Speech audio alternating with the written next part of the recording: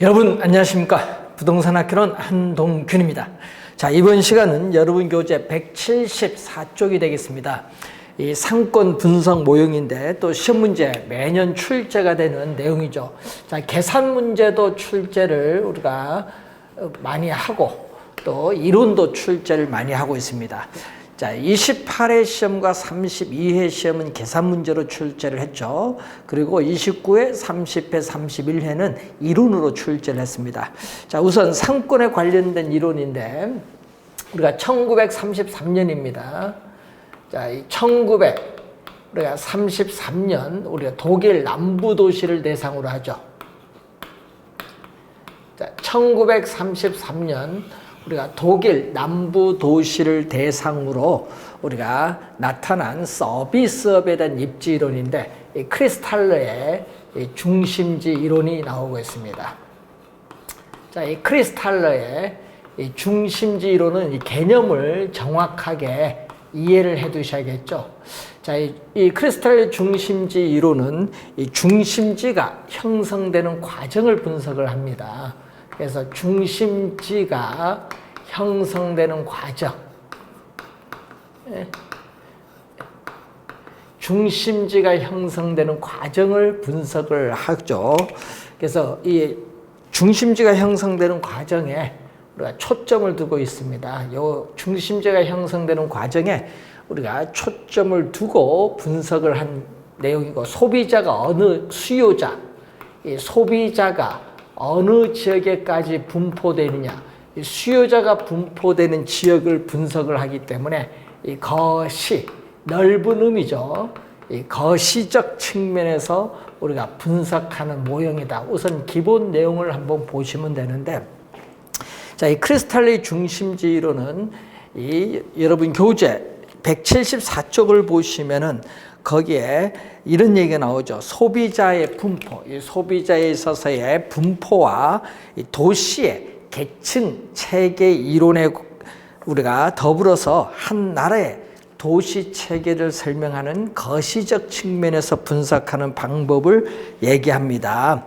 자, 그래서 이 중심지, 계층, 고차 중심지, 중차 중심지, 저차 중심지가 있는데, 이 중심지 계층 간의 포섭 원리로서 중심지는 이 중심성의 상대적 크기에 따라 고차 중심지, 중차 중심지, 저차 중심지로 구분되고, 자, 그런 내용이 거기에 나와 있죠. 자, 그래서 이 중심성의 상대적 크기에 따라서 우리는 고차 중심지 또는 고차원 중심지라고 하죠. 또 중차원 중심지, 저차원 중심지로 우리가 구분을 합니다. 자, 이 고차원 중심지는 이 중심지의 기능이 먼 지역에까지 영향을 미치면 고차원 중심지인데, 예를 들면 백화점이나 할인점을 예를 들어 볼 수 있고, 저차원 중심지는 중심지의 기능이 가까운 지역에 영향을 미치는 편의점을 예를 들어 볼 수 있죠. 이 중차원 중심지는 우리가 일정한 공간에 영향을 미치는 학교에 있어서 학군 등을 예를 들어 볼 수 있습니다. 자, 그래서 고차원 중심지, 여러분이 고차원 중심지는 백화점 할까요? 그러면 롯데백화점과 롯데백화점 간의 간격 멀죠? 그래서 고차원 중심지와 고차원 중심지 간의 간격, 거리는 더 멀고, 이 중심지, 고차원 중심지의 수는 적습니다. 자, 편의점 같은 저차원 중심지의 수는 많죠. 자, GS 편의점 거리 가깝죠. 그래서 저차원 중심지 간의 거리는 가깝고 중심지의 수는 많다. 이렇게 보시면 되겠죠. 자, 그래서 이 재화의 도달 거리, 우선은 이 재화의 도달 범위 또는 도달 거리라고 합니다. 자, 이 재화의 도달 범위 또는 재화의 도달 거리라고 하죠. 이 재화의 도달 거리와 이 최소 요구치 관계, 이 재화의 도달 거리, 도달 범위와 최소 요구치의 관계를 우리가 설명하는 이론을 우리가 의미하는 내용이죠. 그래서 174페이지 중간에 보면은 우리가 3차 산업인 서비스업에 대한 입지이론으로서 이 재화의 도달거리와 최소 요구치 관계를 설명한 이론. 밑줄 그어 두실까요? 이 재화의 도달거리는 재화의 도달 범위라고 하죠. 자, 우선 개념부터 볼까요? 이 중심지에 있어서의 개념이 뭐냐? 자, 중심지는 이런 의미겠죠. 중심지는 바로 이런 의미입니다. 자, 여기 중심지죠. 중심지. 이 중심지에서 생산된 재화나 서비스가 고객이 존재하는 지역에 어디까지 공급할 수 있느냐. 이 중심지에서 생산된 재화나 서비스를 고객이 존재하는 배후지에 공급할 수 있는 이 중심 기능을 가진 장소를 중심지라고 해요. 중심지에서 생산된 재화나 서비스를 고객이 존재하는 배후지에 공급할 수 있는 가장 먼 거리에 있는 요거죠. 최대한에 있는 요 거리를 우리는 재화의 도달 범위라고 합니다. 이 재화의 이 도달 우리가 범위라고 하는 거죠. 레인지. 자, 그래서 이 중심지에 있어서의 활동이 제공되는 이 중심지에서의 활동이 제공되는 공간적 한계로서 어느 기능에 대한 수요가 0이 되는 지점까지 거리를 재화의 도달 범위 또는 재화의 도달 거리라고 하죠. 자, 이 선을 넘어가면 수요가 마이너스로 가니까 공급을 할 수 없습니다. 0이 되는 점까지 공급하죠. 그래서 가장 최대한의 거리라는 것을 염두에 좀 두시고, 자, 그리고 요 중심지, 이 중심지가 우리의 있는 점포들이 도산, 망하지 않고 생존, 살아남기 위해서는 매출액이 최소 얼마 이상이 되겠죠. 그래서 이 중심지에 있는 점포들이 중심지의 기능을 유지하기 위한 최소한의 고객 수 또는 수요일 수준을 나타내는 이 범위를 우리는 바로 뭐라고 하죠? 최소 요구치의 범위라고 하죠. 최소 요구치 범위라고 합니다. 자, 그러면은 이 중심지가 성립을 하기 위해서는, 자, 이 중심지가 성립을 하기 위한 조건, 중심지가 성립하기 위한 조건은 이 그림에서 이 최소 요구치 범위가 재화의 도달 범위 내에 존재했을 때 우리가 중심지가 성립을 하겠죠. 그래서 175쪽에 맨 위에 보시면은 중심지가 성립할 수 있는 경우가 나오고 있습니다. 바로 이 경우가 중심지가 성립하는 조건이죠. 자, 그러면은 우리가 관련해서 우리가 이 배후지 상권의 형태가 어떻게 되느냐. 자, 여러분이 다수의 우리가 중심지가 분포됐을 때 우리가 이렇게 나오겠죠. 자, 이런 형태가 나오죠. 원은 상권의 범위죠. 자, 여기 중심지죠. 중심지입니다. 자, 이런 형태의 그림. 자, 여러분이 175쪽의 그림을 보시면 되죠. 여기 중심지인데, 이 중심지에서 생산된 재화나 서비스가 이 원, 상권의 범위죠. 요 범위까지는 이렇게 공급이 됩니다. 이렇게 공급을 할 수 있는데, 어디는 요 부분이죠. 요 빨간 부분은 공급이 안 돼요. 이게 바로 재화나 서비스가, 재화나 중심지에서 생산된 재화나 서비스가 이렇게 빨간 부분 미도달되는 지역이 발생해요. 이게 바로 여러분이 거기 뭐죠? 배후지 외접, 여기서 접하죠. 외접형이라고 해요. 배후지 외접형. 이 재화나 서비스가 미도달되는 지역이 발생을 하죠. 자, 이것이 이렇게 나오죠. 이제 배후지가 중첩을 해요. 이렇게 배후지가 이렇게 중첩되는 부분이 나타나죠. 배후지가 중첩되는 부분. 자, 배후지가 중첩되는 이 형태는 어떻게 돼요? 우리가 경쟁이 치열하죠. 그래서 우리는 경쟁이 치열한 형태가 됩니다. 자, 그런 형태가 이게 배후지에 있어서 중첩형이고, 마지막은 배후지 완결형 형태죠. 자, 이런 정육각형 형태가 우리가 나타나는 그러한 내용이 되겠죠. 자, 이 중심지에서 생산된 재화나 서비스가 이 전역에 이 저녁에 이렇게 빠짐없이 모두 이렇게 공급이 되죠. 뭐가 없다. 이렇게 빨간 부분이 없죠. 재화나 서비스가 미도달되는 지역이 없습니다. 이 형태가 바로 배후지가 완결되는 형태로서 경쟁이 최소화되죠. 자, 배후지 중첩형은 우리가 경쟁이 치열합니다. 그래서 불필요한 경쟁이 발생하는 거고, 배후지 완결형은 경쟁이 최소화되는 지역이죠. 그래서 뭐죠? 우리는 이렇게 다수의 중심지가 분포됐을 때, 자, 다수의 중심지가 분포됐을 때, 자, 다수의 중심지가 분포됐을 때, 우리는 이 배후지 상권의 형태의 이상적 모형, 자, 배후지 상권의 이상적인 형태의 모형은 바로 정육각형이다. 자, 배후지 이렇게 상권의 형태의 이상적인 모형은 바로 정육각형이라는 것을 기억을 좀 우선 해두시면 되겠습니다.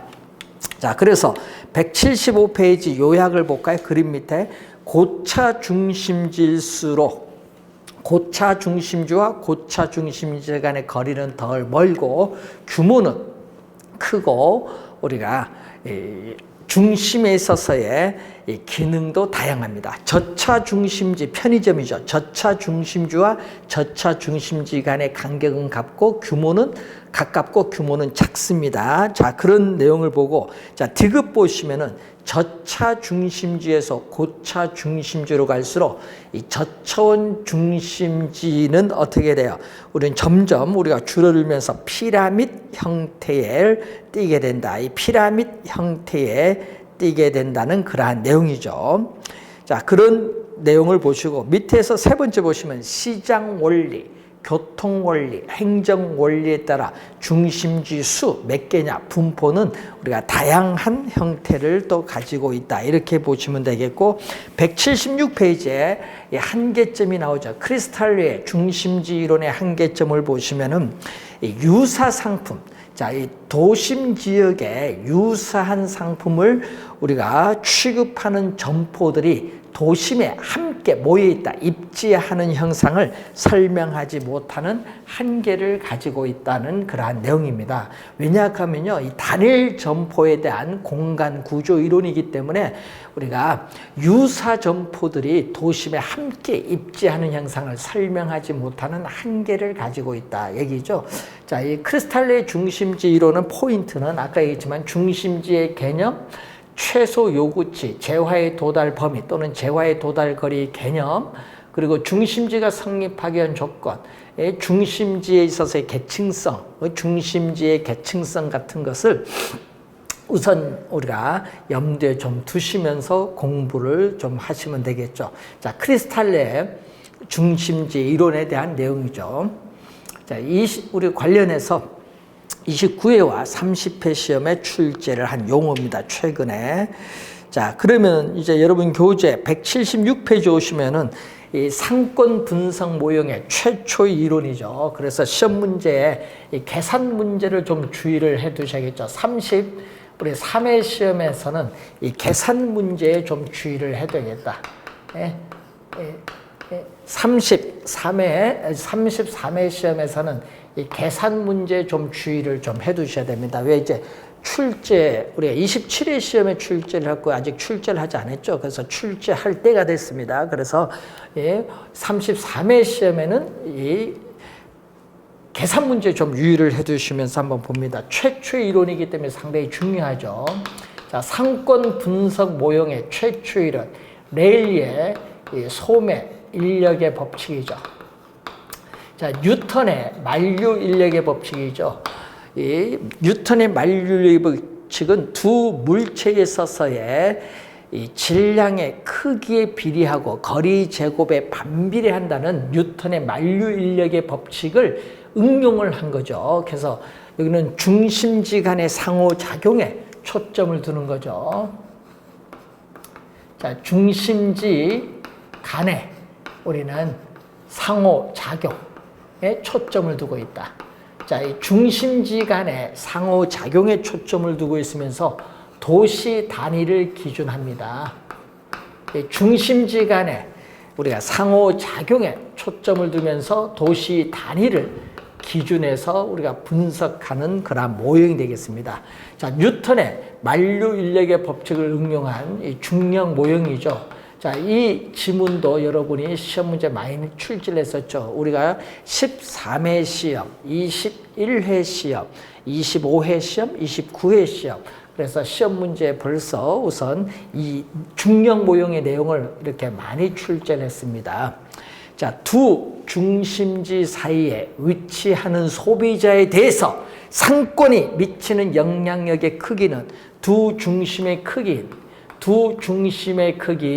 인구에 비례하죠.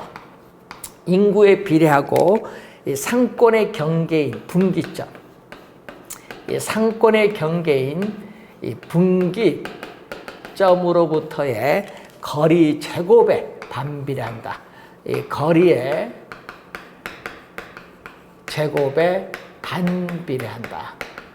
그래서 여러분이 항상 요 비례와 반비례를 바꾸죠. 자, 거리 제곱에 반비례하는데 이 비례를 바꿔서 벌써 13회 시험과 29회 시험에 출제했었죠. 29회는 정답 지문으로 물었죠.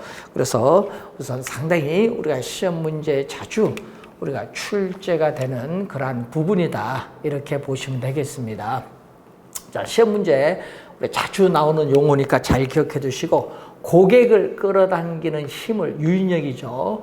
고객을 끌어당기는 힘, 유인력 또는 흡인력이라고 해요. 유인력. 고객을 끌어당기는 힘, 유인력, 흡인력은 인구의 비례. 여러분, 비례는 뭘로 간다? 비례는 우리가 분자, 이렇게 분수식의 분자로 가고, 반비례는 이렇게 분수식의 분모, 거리의 제곱에 반비례하죠. 자, 유인력, 흡인력은 이렇게 비례는 분자로서, 반비례는 분모로서 이렇게 들어가서 계산을 우선 해 두셔야 됩니다. 자, 우선은 이 중력 모형, 요 내용 상당히 중요하죠. 요 두 내용을 잘 확인을 해 두시고, 자, 이 계산 문제를 또 우선 보셔야 되는데, 이 계산 문제와 관련해서 우리가 예가 하나 나오고 있습니다. 자, 여러분 교재에 있어서 179페이지 밑에 예제가 나오죠. 자, 도시 A와 도시 B 간에 도시 C가 있다. 내일의 소매 인력의 법칙을 이용하여 도시 C로부터 도시 A와 B로의 인구 유인비를 구한다. 자, A는 인구가 얼마죠? 7만 명이죠. 자, A 도시의 인구는 우리가 7만 명이고, 우리가 B 도시죠. 자, 이 B 도시의 인구는 42만 명이 주어졌죠. 자, 여러분 직선거리입니다. 직선거리로 있어서 우리가 주어지는데, 문제는 중간에 C가 나오죠. 여기 도시, C 도시가 이렇게 주어져 있죠. 자, 이때 C 도시에서 A 도시까지 거리는 10km, C 도시에서 B 도시까지 거리는 20km로 이렇게 주어져 있습니다. 자, 그러면은 이런 우리가 주어졌을 때 상권의 경계죠.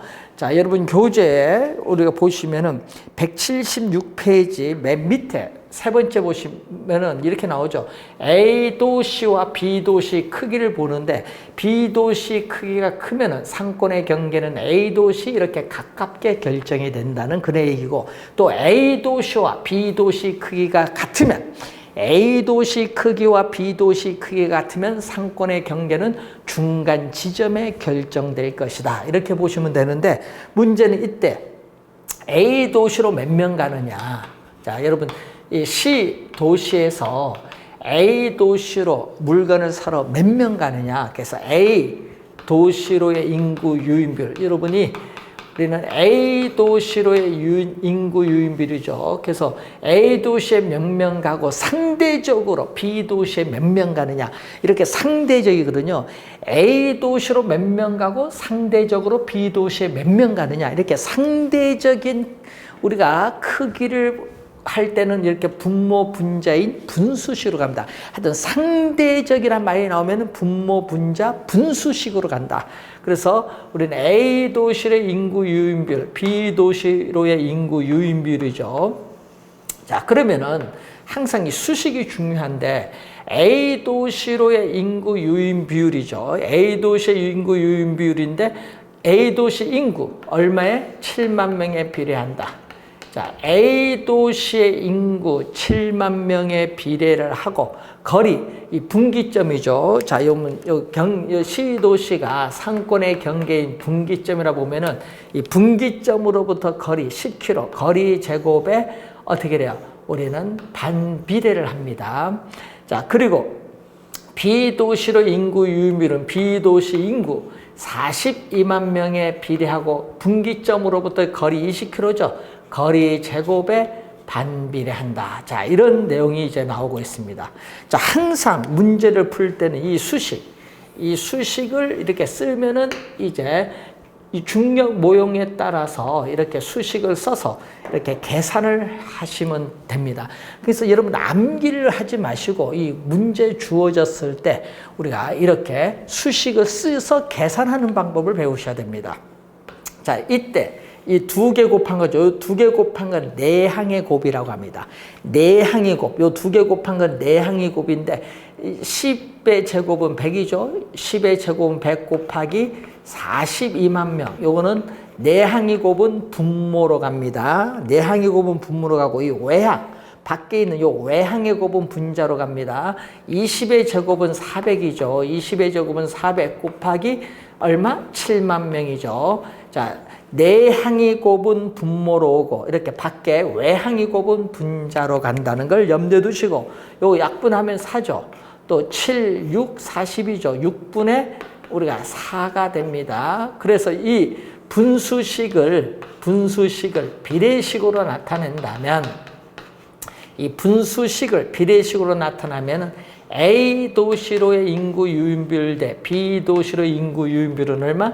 4대 6, 6분의 4니까 4대 6으로 이렇게 표시가 될 수 있어요. 4대 6. 자, 그래서 결론은 A 도시로 몇 명 가느냐? A 도시로의 인구 유인비율 A 도시로 몇 명 가느냐? 그럼 나머지는 B 도시로 몇 명 가느냐? 이걸 보는 거겠죠. A 도시로 몇 명 가느냐? 또 나머지는 B 도시로 몇 명 가느냐? 자, 그러면 얼마죠? 우리는 A 도시 얼마? 6분의 4. 6분의 4인데 전체 6대 4잖아요. 4대 6. 4대 6이니까 4 플러스 6 하니까 여러분이 4 플러스 6 하니까 얼마죠? 10이죠. 10. 4 플러스 6. 전체 4 플러스 전체 10에게서 A는 얼마? A는 4가 차지하고 있고 B는 얼마 차지하죠? 전체 10에서 B는 얼마? B는 6을 차지하죠. 자, 퍼센티지로 가려니까 100을 곱해주면 퍼센트 가겠네요. 100을 곱해주면 그래서 100을 곱해주니까 얼마? 40%. A 도시로 C 도시에서 A 도시로 물건을 사러 갈 확률은 40%. 100%에서 나머지 60%는 얼마? 나머지 60%는 B 도시로 물건을 사러 가겠다. 이런 얘기죠. 자, 그래서 정답은 우리가 182페이지 정답은 2번 지문이 정답이 되겠죠.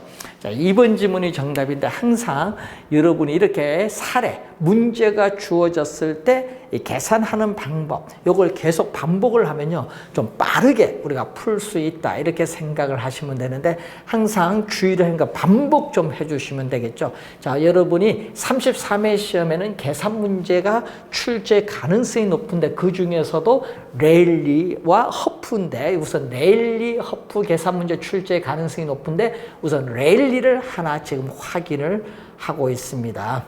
자, 32회 시험의 계산 문제는 바로 우리가 컨버스를 출제를 했습니다. 177페이지에 우리가 컨버스 이론이 나오고 있습니다. 자, 컨버스 이론을 우선 출제를 했는데, 자, 한번 우리가 또 보시면은, 컨버스 이론을 또 우선 한번 보시면은, 자, 레일리의 소매 인력의 법칙을 수정을 했어요. 레일리의 소매 인력의 법칙을 수정해서 나타난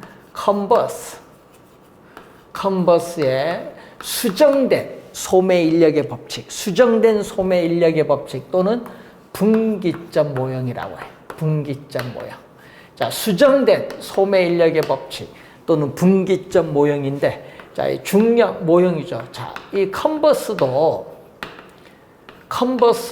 처음에는요, 인구의 비례 이렇게 했는데, 문제는 이것을 뭘로 수정했던 얘기죠? 인구를 매장 규모,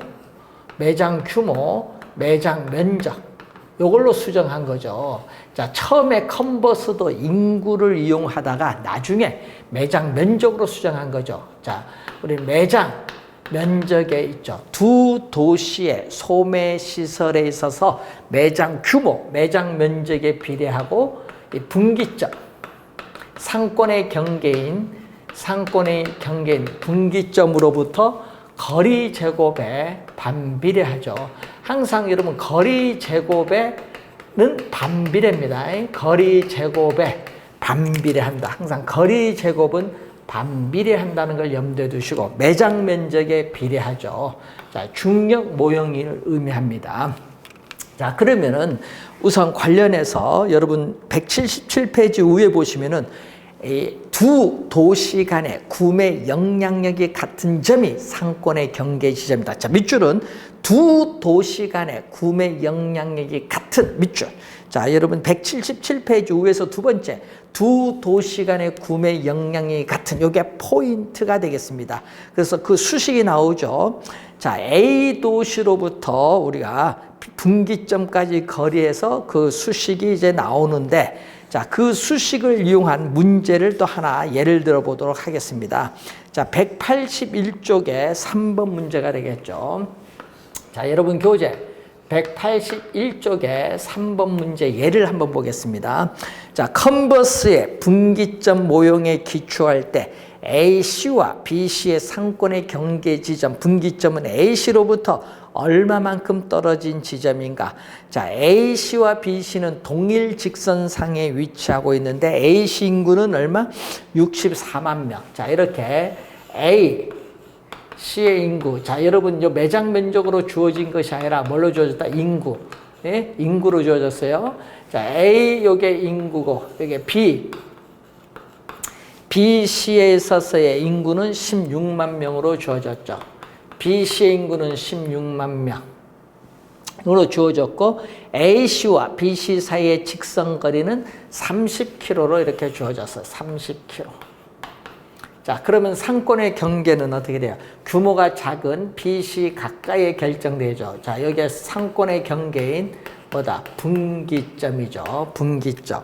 자, 그러면은 이 A씨로부터 이 분기점까지 거리를 X 킬로미터라 이렇게 보시면 되겠죠.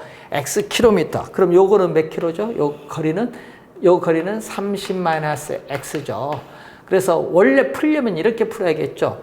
구매 영향력이 같은 거잖아요. 그럼 A씨의 구매 영향력은 어떻게 돼? 인구. 매장 면적 되기 전에 인구였잖아요. 64만 명 인구, A씨의 인구에 대해서 분기점으로 그 X죠. X제곱에 우리가 반비례하죠. 이게 A씨의 구매 영향력, A씨의 구매 영향력이고 B씨는 인구 16만 명에 비례하죠. 거리 얼마죠? 30-X. 30만 거리의 제곱에 반비례. 이거는 B씨의 구매 영향력입니다. 그래서 A씨의 구매 영향력과 B씨의 구매 영향력이 서로 뭐한다? 같다. A씨의 구매 영향력과 B씨의 구매 영향력이 서로 같다. 같은 점이 상권의 경계죠. 자, 요걸 곱할 때 이렇게 곱하죠. 이렇게 대각선 방향으로 곱합니다. 그래서 우리가 16만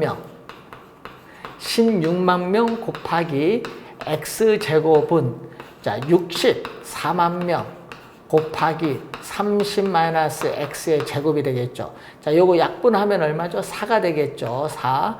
그래서 X제곱은 4 곱하기 우리가 얼마죠? 우리가 30-X의 제곱이 되겠죠. 자, 이것을 우리가 2차 방정식을 풀어라. 그래서 X는 거리니까 양수죠. X값 얼마 나올 거다. 2차 방정식 풀어야 되는데 여기에 쉬운 우리가 내용은 아니죠. 우리가 보시면은 자, 쉬운 우리가 뭐는 아니라는 걸 염두에 두는데 이것을 여러분 교재에 우리가 빠르게 푸는 수식이 나오죠. 어떻게 나오죠? x값은 1 플러스 자, a로부터 갈 때 여기는 a로부터 갈 때는 분모가 a고 분자는 b입니다. A씨 인구 얼마죠? 64만 명. B씨의 인구 16만 명이죠. 만약에 매장 면적으로 준 매장 면적 들어오면 되고, 자, A씨, B씨 간의 거리가 30km. 요게 우리가 분자는 A씨와 B씨 간의 거리를, 직선거리를 얘기합니다. 자, 그럼 요거 약분하면 얼마죠? 루트 4분의 1이죠. 자, 루트 4분의 1은 루트 2분의 1의 제곱입니다. 자, 여기서 여러분이 알아야 될 것은 요걸 알아야겠죠? 자, 루트 A의 제곱은 요 제곱과 루트가 없어지면서 뭐가 나오냐? A라는 값이 나와요. 자, 이걸 이용을 해서 계산을 하면 또 루트와 제곱이 없어지니까 얼마 나오죠? 이 값은 2분의 1이 나옵니다. 그러면은 자, 이 구하고자 하는 것은 1 플러스 2분의 1에 30kg가 돼서 2분의 3이죠. 1에 2분의 1 대주면 2분의 3에 30kg가 되죠. 자, 그럼 분모 분자에 뭐를 곱해준다? 분모 분자에 분모를 1로 만들어주기 위해서 역수 2분의 3의 역수인 3분의 2, 2분의 3의 역수인 3분의 1을 분모 분자에 곱해줍니다. 왜? 분모를 뭘로? 1로 만들어주기 위해서. 그러면 분모는 얼마죠? 요거 약분하니까 역수니까 곱하면 역수니까 곱하면 1이죠. 그럼 요 약분하면 10kg, 10kg에 1을 곱해주니까 20kg가 되겠죠. 그럼 요 x는 20kg. 그럼 요 30-x는 요건 10kg가 되겠죠. 그래서 A씨로부터 20kg 지점이 떨어진 지점이 상권의 경계인 분기점이죠. 따라서 몇 번? 우리가 4번 지문이 정답이 되겠습니다. 자, 여러분이 이 32회 시험에 우리가 출제된 문제죠. 32회 시험에 출제를 했고요. 또 29회 시험에는 이론을 출제죠. 구매 영향력이 같은 점인데, 자, 29회 시험은 이론으로 출제를 했고, 32회는 또 계산 문제로 출제했습니다. 그래서 여러분이 이제 다음에 출제할 때는 계산 문제보다는 이론으로 출제 가능성이 높습니다. 구매 영향력이 같은 점, 구매 영향력이 같은 점이 상권의 경계다. 이걸 우리가 출제 가능성이 높다는 걸 염두에 두시고 공부를 하셔야 되겠습니다. 자, 여러분 중요한 것은 아까 있죠. 계산 문제 좀 주의해 두시면서 핵심 포인트가 뭐냐. 자, 레일리의 소매 인력의 법칙을 수정한 게 컨버스의 분기점 모형인데 두 도시, A씨, B씨 두 도시 간의 구매 영향력이 같은 점이 상권의 경계인 분기점이다. 꼭 기억을 해 두셔야 될 부분이 되겠습니다. 그래서 요 중력 모형 요 내용을 또 확인을 좀 해 두시면서 우선 중력 모형에 대한 내용을 한번 공부를 하셨습니다. 다음 시간에는 허프의 모형인데 여러분 교재에 177페이지의 허프의 모형부터 진행하도록 하겠습니다. 수고 많으셨습니다.